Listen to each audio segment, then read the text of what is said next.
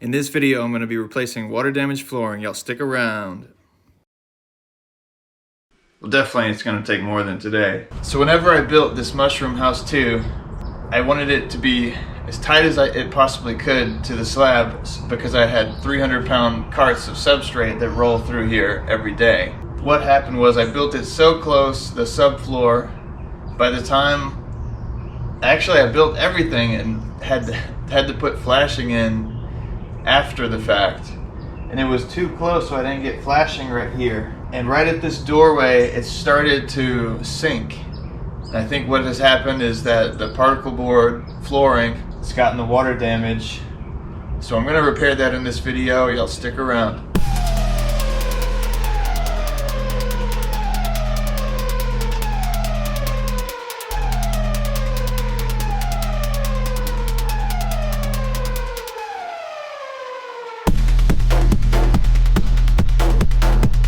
Wow. Is that growing roots? I think the roots are fungus. I didn't necessarily expect that to be under there that bad. This floor has really held it together well.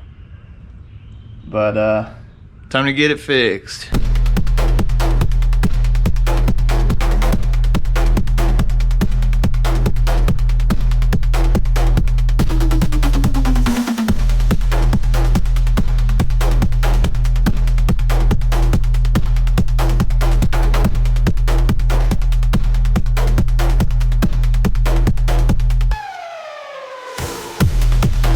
It is much worse than I expected. I expected the trouble right here because that's where it was soft. But it goes all the way, I don't know, 6 feet in. 6 or 7 by 6 foot section is gonna have to come out and get replaced. New subfloor. Hopefully I don't have to jack up. I might have to actually jack up the walls and replace the subfloor all the way out. It's a mess. Gross. Holy yuck. And I just thought to get my respirator. I wasn't wearing it. Now I feel not that great. No wonder you get like headaches and feel bad just hanging out in here. Yeah, I'm the one that stays in there the most, but he was mostly captured. Scott Adams in the morning, making this a little bit more tolerable. But man, what a problem we have. You can see it sort of leaked through here. It kind of went all, and this side, as far as I know, has flashing on it, so it didn't seep in right there. It just kind of leached around. And boy, I could see where you would really want to use plywood instead of this Advantech. What a mess. Thankfully, I put my respirator on, because if not, I'd be having problems.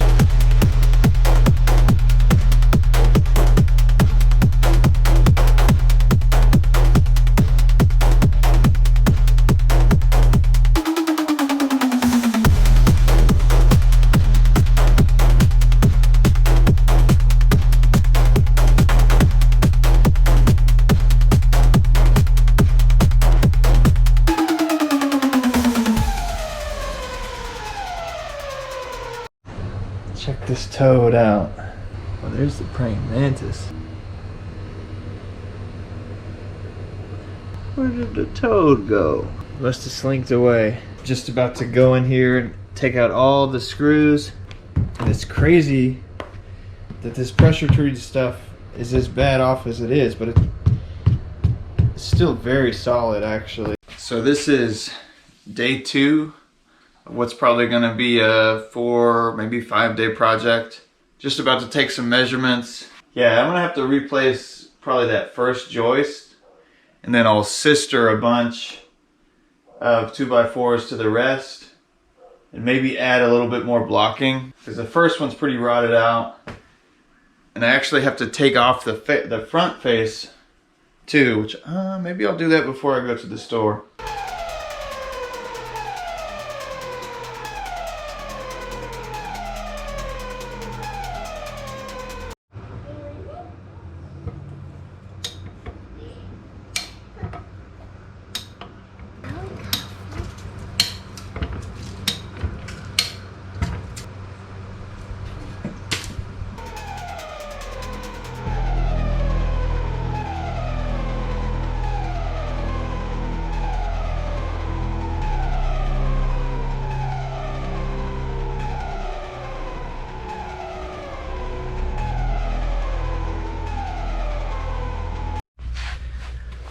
All right, so I got this peeled back and I can see that there's flashing all the way, it looks like, to right there.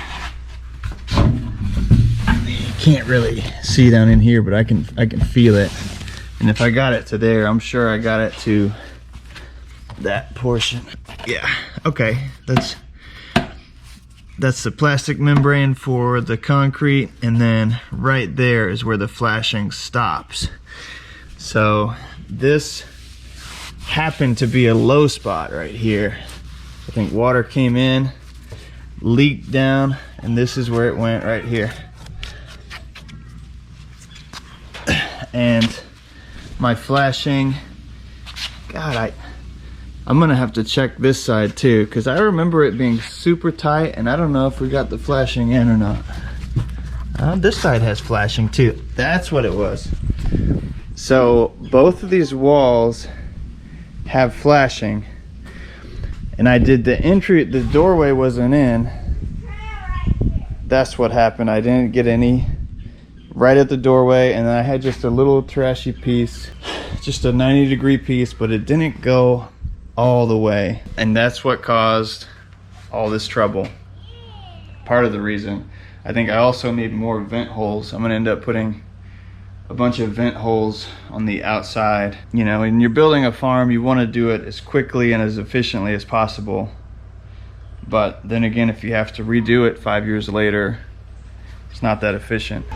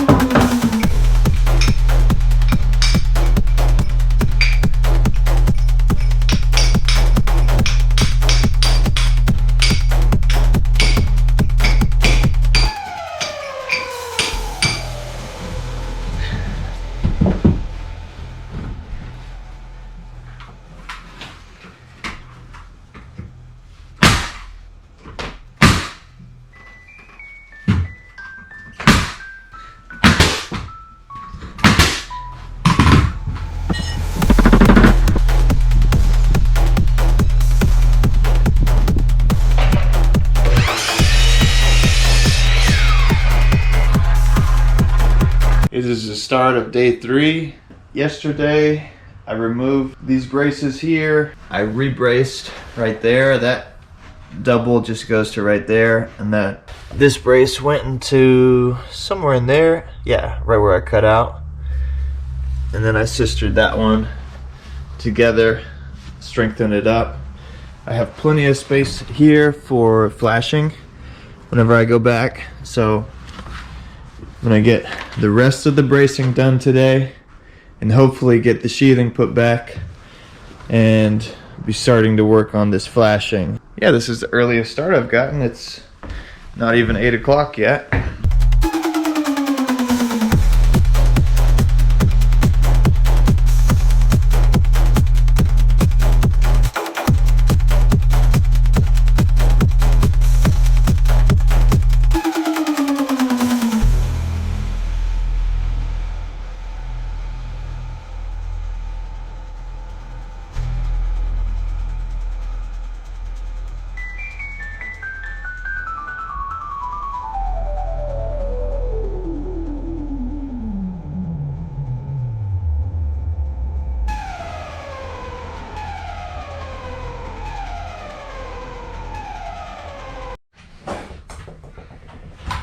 I just finished up this bracing this morning and just finished shooting the first podcast with my wife. I don't know if we're gonna make that public, but we're doing a podcast called Based on X. It's just us taking bits of news from X and talking about it, the most critical news that we think is on there.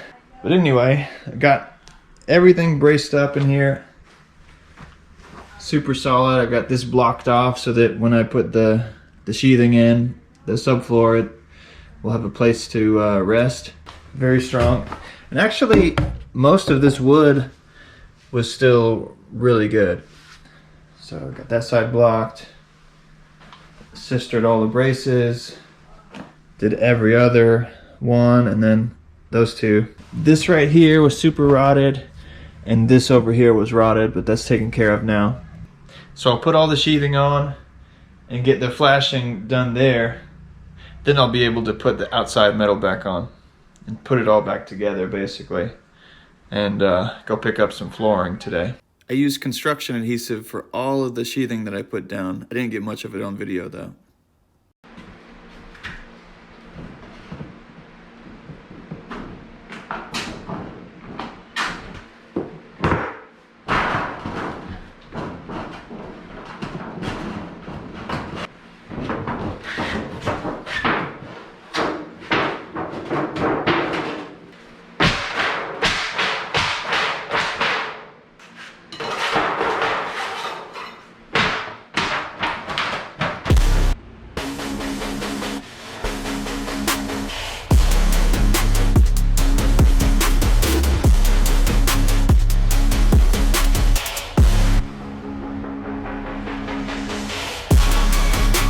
So I think I have this flashing good enough where it's not gonna get in there again. I had gouged the metal further back that way, so I figured I'd go ahead and get a double layer there. Outside's ready to be put back, but I don't know if I'm ready to put it back yet. The floor's down, and naturally this has expanded. I don't think I got an inch subfloor. This is 23/32, and I think this is 23/32 as well. But if you can see it, there's about an 1/8 of an inch gap. I was thinking about getting like underlayment stuff just to put on the newer plywood to boost it up that 1/8 of an inch, because that's definitely not gonna work like that.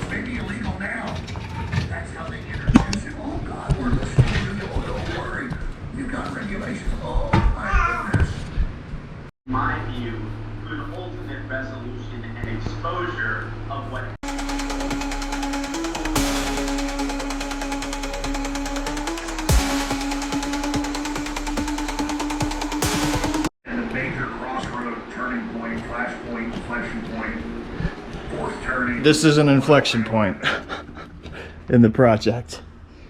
First injury. Ow.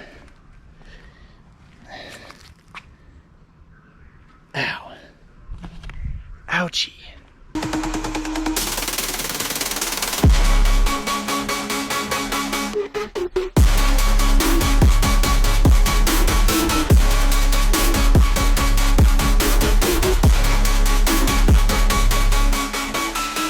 So I just wanted to show y'all how I get this measurement. What I do is, so I need this. This is the side I'm keeping. This is what needs to be cut away. But what I'll do is I'll match this up to the edge of the drywall or somewhere close to that.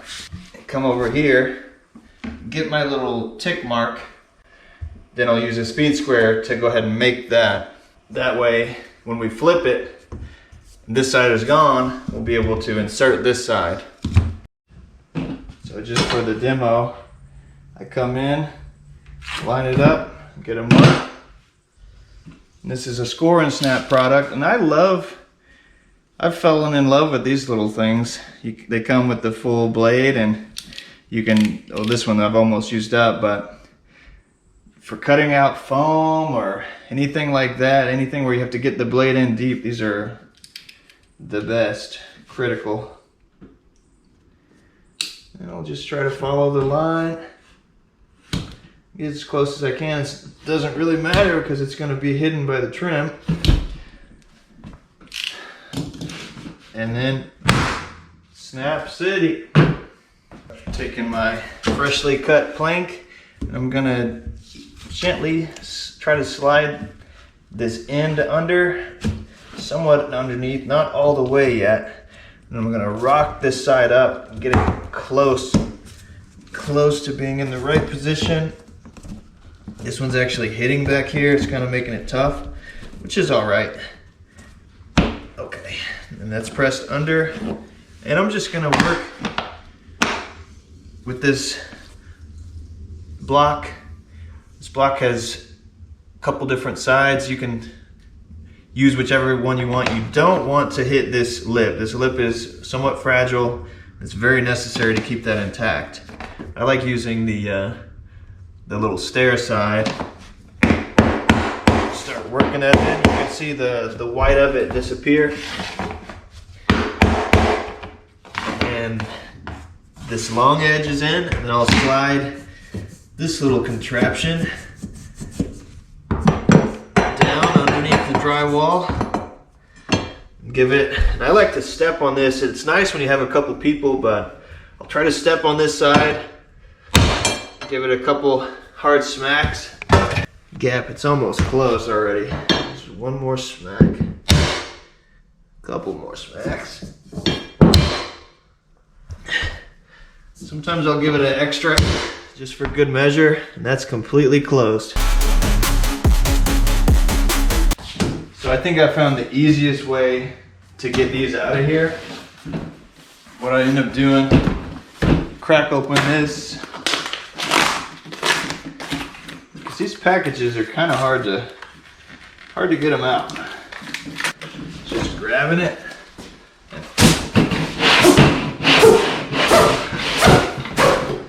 Just kind of throwing them out. That's the way to do it. You're for some, would you say you're for U.S. helping Zelensky funding his war? You are dealing with a huge geopolitical enemy at relatively low amount of money. You can basically table and a lot of his generals are making money. Let's say some of it is true. A lot of money, making them a member, and you're saying that Ukraine and NATO for if they're invaded. Would I be willing to send? Bueno, I got a splinter in my blood blister. I was leaving it closed. I didn't want to wanted to let it heal, but that splinter decided to bust it. It's right there. It is good to go. So this project ended up being a lot bigger than I thought it was going to be. It took me, this is day 5 on the project. It's done now. Floor's back. Everything's back together. It looks really good with that freshly painted door. One thing though, doing this project, I realized there needs to be more ventilation underneath. Before we go, I'd like to thank everybody for watching. Please like and subscribe, comment. Hey, leave a comment. What do you think about this here YouTube channel? We'll see you in the next one.